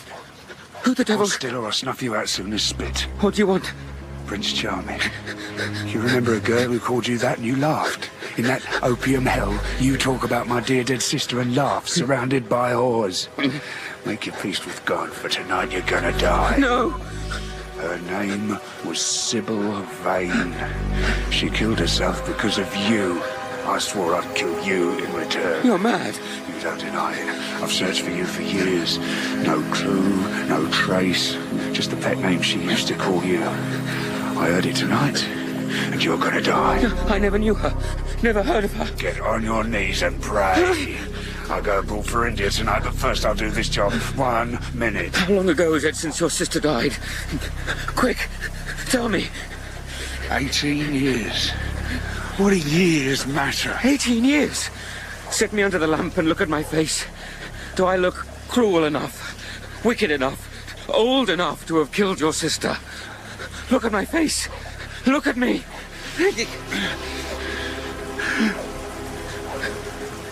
My God. And I would have murdered you. You see? So near to committing a terrible, terrible crime. Forgive me, sir. I was deceived. I meant a chance word. Let that be a lesson to you. Now leave me be. Dear God. You fool! What? You had him. What are Why you didn't doing you here? do him in? He's I never bad do as it. bad as bad. But he's too young. He'd have been little more than a boy 18 years back. You think so? Prince Charming made me what I am 18 years back. What? Believe me, he's the worst that comes into these stews. They say he sold himself to the devil for a pretty face. He hasn't changed in all them years. I have. That's impossible. Don't ever tell him I told you. Don't tell. I'm afraid of him. Get the chance again. Kill him for my sake. For your sister, who sent to her death. He's talked of it in opium dreams and laughed. I've heard him. Rot him to hell. I'll find him. His name? Prince Charming, the devil's spawn. You want a pretty little girl. I can be a pretty little girl for damn you. Mister.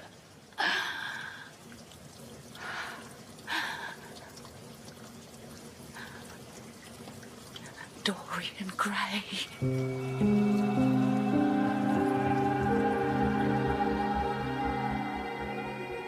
Dorian was sitting with us in the conservatory of his Northamptonshire home on the first evening of a hunting weekend. Young men in elaborate smoking costumes handed tea cakes to the women. Dorian sat close to the young, pretty Duchess of Monmouth. Her husband, a jaded-looking man of 60, talked to Lady Narborough about the Brazilian beetle he had just pinned into his collection. The mellow light of the huge lace-covered lamp lit up the delicate china, the hammered silver of the service, and the Duchess's white hands and full red lips. I hope Dorian has told you of my plan to rechristen everything Gladys. Oh, Harry. Well, I was thinking chiefly of flowers. Yesterday I cut an orchid from my buttonhole. In a thoughtless moment I asked one of the gardeners its name. Robinsoniana, or something dreadful. Robinsoniana. It's a sad truth, Gladys, but we have lost the faculty of giving lovely names to things. Names are everything. That is the reason I hate vulgar realism in literature. The man who would call a spade should be compelled to use one. It is the only thing he is fit for. Let's talk of someone else. Our host is a delightful topic. Years ago, he was christened Prince Charming. Stop that, Harry. It was a long time ago, after all. It is not good for my reputation. Reputations, like hats, are best made out of nothing, Gladys. To be popular, be a mediocrity. Oh, no. Women rule the world and can't bear mediocrities. We love with our ears as you men love with your eyes, if you ever love at all. It seems to me we never do anything else. Then you never really love, Mr. Gray. My dear Gladys, how can you say that? Each time one loves is the only time one has ever loved. We can have in this life but one great experience at best. And the secret of life is to reproduce it as often as possible. Even when one has been wounded by it? Especially when one has been wounded by it. All I search for is peace. And if I do not go up to dress, I shall have none this evening. Allow me to get you some orchids from the end of the conservatory. A moment. You are flirting disgracefully with him. Take care, for he is very fascinating. If he were not, there would be no battle. Greek meets Greek, then. I'm on the side of the Trojans. They fought for a woman. And were defeated.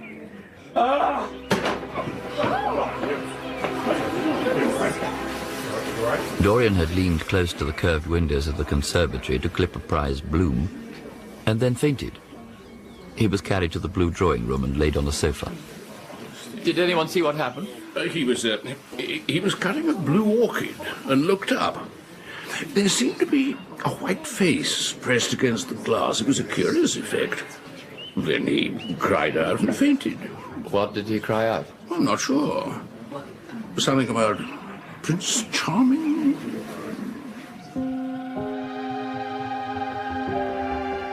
Dorian walked alone with the Duchess in the garden the next morning. A crisp frost lay across the lawn like salt. He seemed withdrawn when we met over the breakfast table. I'm afraid I'm out of sorts, Harry. Is the thought of shooting those poor innocent birds? I leave that to the others. They seem to be excited at the prospect. Killing is such merry sport. Do you think a murderer feels the same delight as a country sportsman? Harry, stop. Please. My dear chap, you're quite pale. Did you sleep badly? I had something of a shock yesterday. Do you wish to talk about it? Denby said he saw someone looking into the conservatory just before you fainted. No, absolutely not so. I think I'll take some air after all. If you'll excuse me, you'll find those volumes I mentioned in the library. Enjoy them, Harry.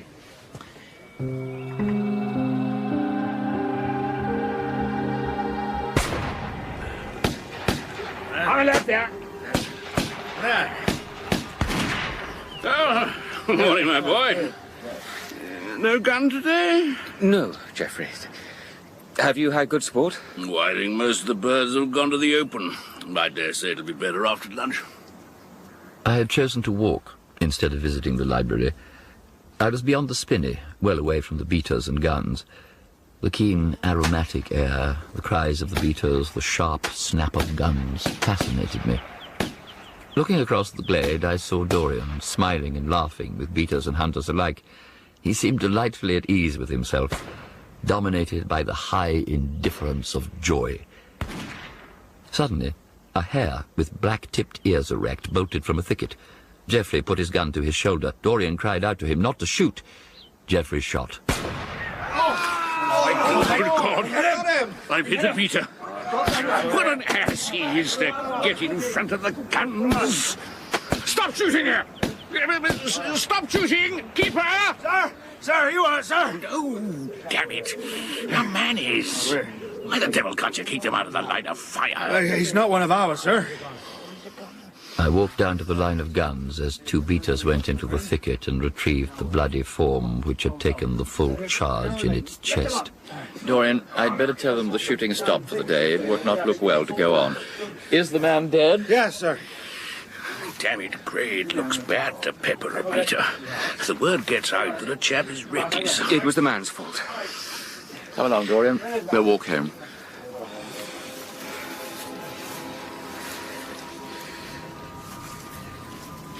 It's a bad omen, Harry. It's as if something horrid was going to happen to us. To me, even.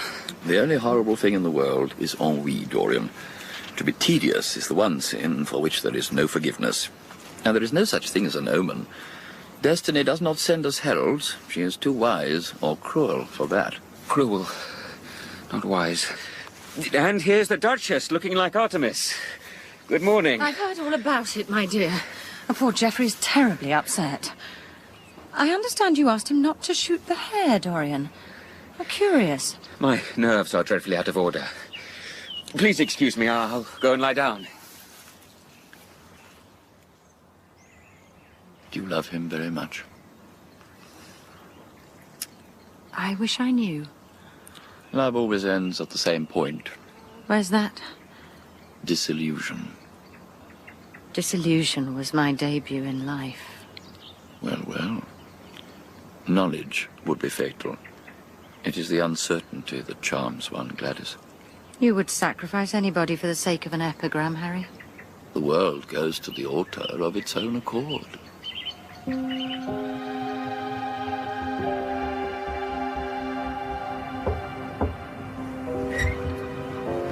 Sir? Are you awake, sir? Yes, Francis, what is it? Thornton, sir. The head gamekeeper is waiting.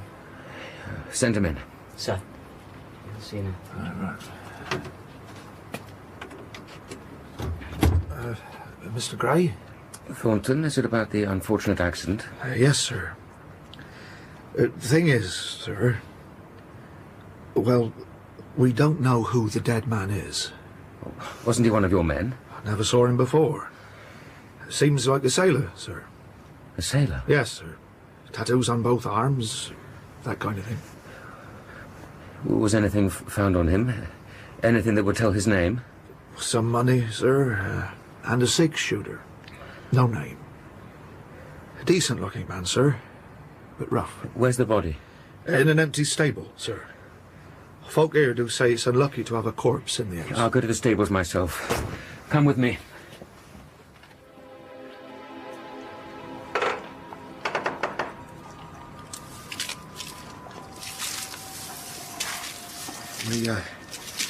We put him on planks, sir. One of the women laid him out, as well as she could. He might be poor, but he'd a right to a decent laying out. She did well. Did she put the candle in the jar? Yes, sir, yes, and found the kerchief to cover his face in his pocket, sir.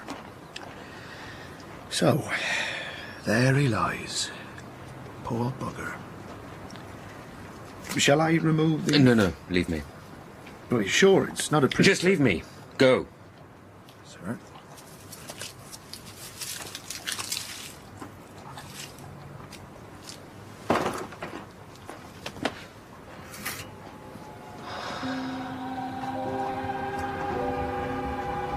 Thank God. Thank God. I'm safe. The man, James Vane, was buried in a pauper's grave and forgotten. In town, life went on. I played cards in the club. I didn't see Dorian for weeks after the accident. Ascot came and went, and Dorian was not seen. Nor did we see him at the opera or the theatre. There was a real mystery to occupy the gossips in the salons and the clubs. You know Basil Hallward well, Harry. I see him from time to time. He is not amusing, but he paints well. Have you heard from him recently?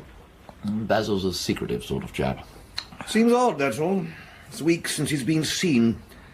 They say he went to Rome. My wife heard it was Paris. Dorian walked into the card room and looked about. He saw us and walked over to speak with hand outstretched. Harry, how good to see you. Dorian! If you'll excuse me, Lord Henry. Are you going my way, John? Good night, Harry. Good night, Harry. My apologies, Dorian. Come into the music room and play Schubert for me. It seems sad when I have quite decided to be good. You're quite perfect as it is. Why change? No, Harry. I've done too many dreadful things in my life. I'm not going to do any more. I began my good actions yesterday. The girl you were seeing in the country, the vicar's daughter, was she unwilling to be corrupted? She was beautiful. Quite beautiful. I spared her. She was wonderfully like Sybil Vane. You remember the actress? How long ago that was? I remember her. Poor actress. Beautiful child. Hetty was so like her. Neither of our class, of course. But I loved her. And she was besotted by me. Yesterday she met me in an apple orchard. Blossoms kept tumbling on her hair and she was laughing. We were to have gone away together at dawn. But you spared her. I determined to leave her as I found her. Innocent as the day. I should think the novelty must have given you a thrill of real pleasure. You gave her good advice instead and broke her heart. Harry, you're horrible. She cried, of course, but she can live pure, unsullied. To be married to some dull ploughman or a doctor's third son. Harry, stop mocking me. And don't try to persuade me that the first good action I've done for years is really a sort of sin. Now I shall play. You can tell me what is happening in town. People are still discussing Basil's disappearance. I should have thought people might be tired of that by now. Well, the British public is not equal to the mental strain of having more than one topic to discuss every 3 months. They have been very fortunate lately. They've had my own divorce case and Alan Campbell's suicide. Alan Campbell? How? Did he leave a note? No. He was a friend of yours at one time, I believe. An acquaintance, no more. So what do you think has become of Basil? If he chooses to hide himself, it is no business of mine. If he is dead, I don't want to think about him. Death is the only thing that terrifies me. One can survive everything nowadays except death and vulgarity. Don't people say he was murdered? Why should he have been murdered? He was not clever enough to have enemies. He was really rather dull. He only interested me once, when he told me years ago that he had a wild adoration for you, and that you were the dominant motive of his art. I was fond of him. Basil had no curiosity.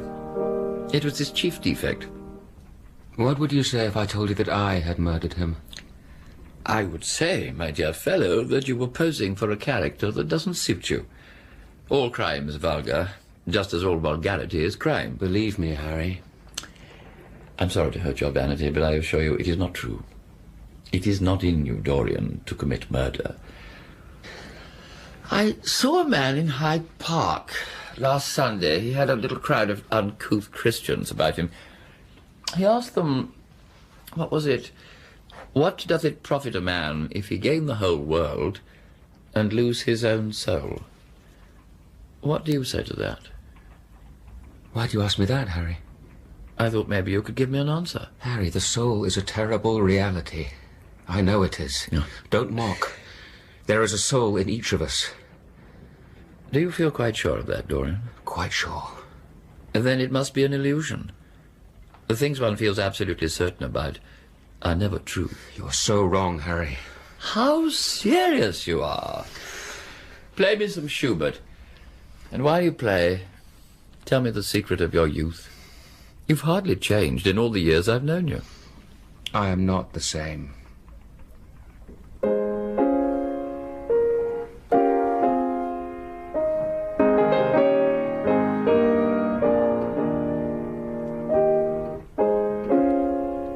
How lovely that thing you are playing is. What a blessing it is that there is one art left to us that is not imitative. You know, the tragedy of old age is not that one is old, but that one is young. How I wish I could change places with you. I'm glad you have never done anything, never produced anything outside of yourself. Life has been your art. Life has been exquisite. But I'm not going to have the same life, Harry. You don't know anything about me. If you did, even you would turn from me. Oh. Don't laugh. You and I will always be friends. You poisoned me with a book once. Never give that book to anyone. Promise me, it does harm. You are beginning to moralize, my dear boy. You're too delightful to do that. Art annihilates the desire to act. It is superbly sterile. The books that the world calls immoral are books that show the world its own shame. Come riding tomorrow. Or we can meet our little Duchess. Oh, does she bore you already? I thought she might. Say 11. The park is quite lovely now. The lilacs are exquisite. Very well.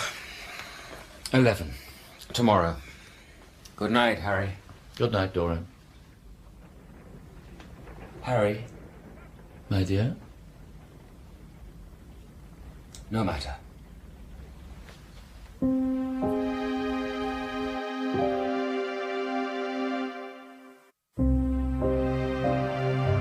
He walked away into the mist in the street below. I watched from the long window, saw him vanish into a swirl of yellow fog.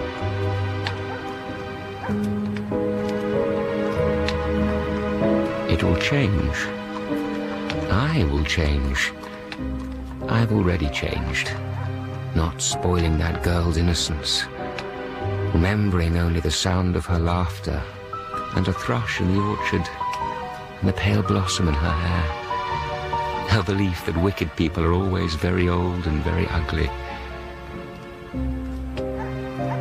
Poor James Vane in a nameless grave. And Alan Campbell. Sybil Vane. God, how pretty she was. How lovely. Don't leave me. I love you so. Say you love me. Don't leave me alone. I want so much to become again what I was.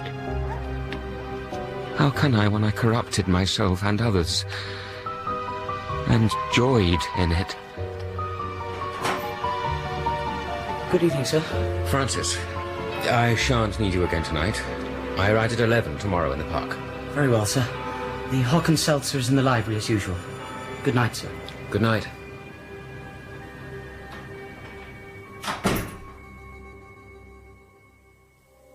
There are cupids running round the rim of this mirror. How ironic. Harry gave it to me years ago, when I really was beautiful. The world is changed, my dear, because you are made of ivory and gold. The curve of your lips rewrites history. Damn this mirror. Damn this beauty which has stayed and marked nothing of time. Nothing can change what has gone. To have gone from corruption to murder as you have. To force me to do what I am to do. You disgust me. I pitied you, Alan. But I had no choice. And you took your own life. It was not of my doing. Why is your friendship so fatal to young men? What do I care for you, Basil? You made me what I am and deserve the knife in your throat. And if Ashton destroyed his father, what was it to me? Men do as they want. Women do as they are told. Do I care for them? I wonder if my first act of goodness, letting that country girl go without defiling her, does that show in the picture?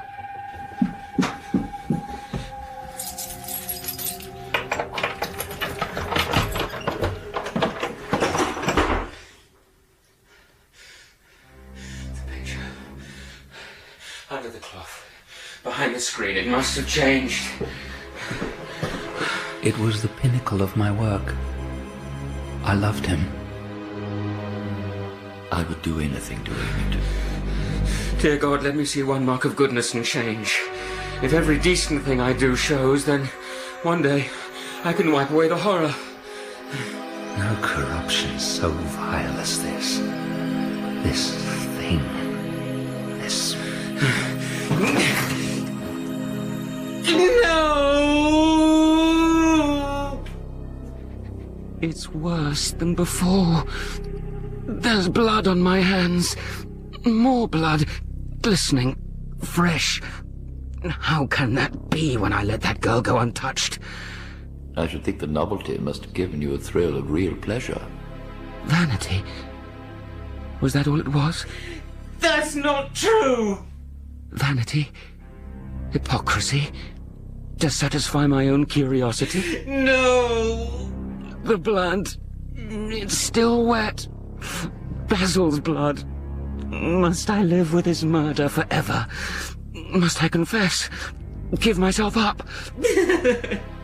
That awful face, those slug-like eyes, mean, vicious mouth, always there, showing myself to myself, exposing my soul.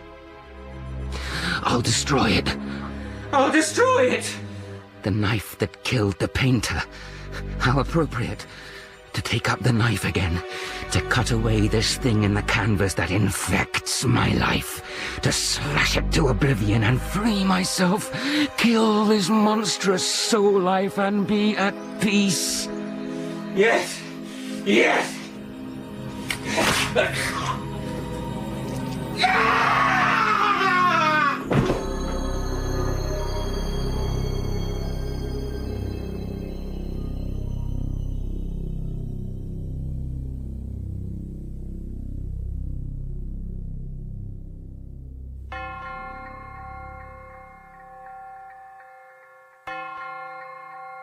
I became numb, and opened not my mouth, for it was thy doing.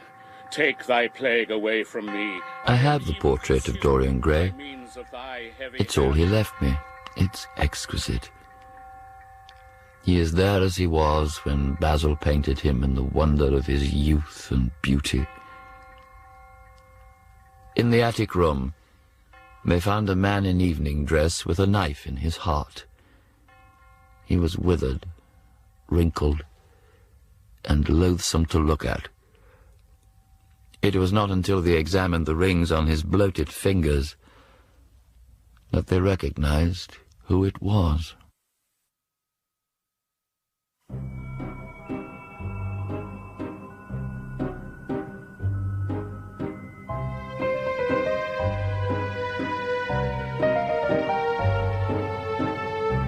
In the final part of The Picture of Dorian Gray by Oscar Wilde, dramatised for radio by Nick McCarty, Jamie Glover played Dorian Gray, Ian McDiarmid, Lord Henry Wotton, and Steven Pacey, Basil. The sailor was played by Harry Myers, Alan Campbell, Geoffrey Beevers, Lady Narborough, Tessa Worsley, the Duchess, Alice Arnold, and Thornton, Stephen Critchlow. Francis was Tom George, the woman in the opium den, Elizabeth Bell, and the Duke, Brett Usher. Other parts were played by Gavin Muir, Tilly Gaunt, Edward de Souza, and members of the cast. Music was composed and played by David Chilton. The pianist was Simon Moorcroft. The Picture of Dorian Gray was directed by Gordon House.